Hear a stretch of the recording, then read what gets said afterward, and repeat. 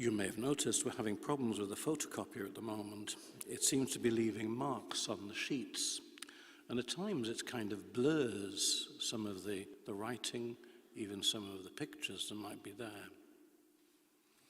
And I suppose you might think, well, looking at this picture on the front of the little sheet, it seems to have blurred everything so badly that you can't even properly make out what's there in the picture.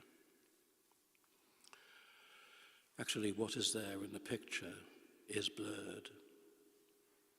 It's been scratched out.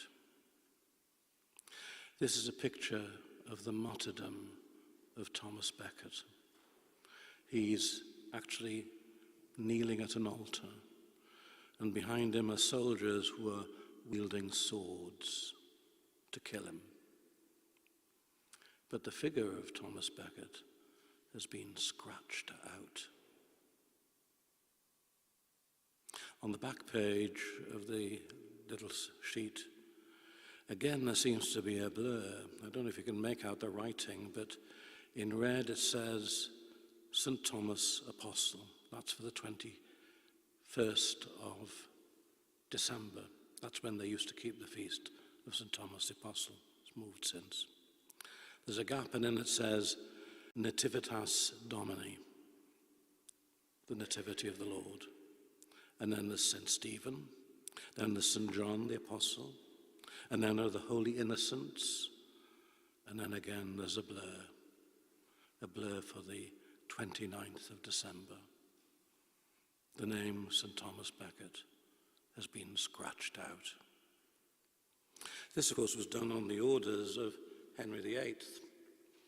After the Reformation, he wanted any reference to anybody who would stand up to the king to be excised, and a decree went out that all images of Thomas Becket were to be done away with. So in a book, for example, they'd have to scratch out the picture. All references to the feast of St. Thomas Becket were to be abolished. So in the calendars, they scratched out his name. It was an attempt to erase Thomas from history, to have him forgotten. I suppose, in a sense, it's an echo of how Henry II felt about Thomas Becket, his troublesome archbishop who stood up to him. And of course we know that soldiers went.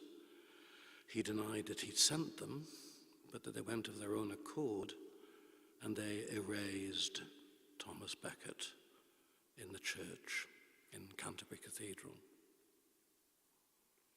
I suppose it's a reminder to us that not just Thomas, but down through the centuries, people in power and positions of authority, if they come up against somebody who stands up to them or in some way speaks the truth, well, they're to be silenced and forgotten about.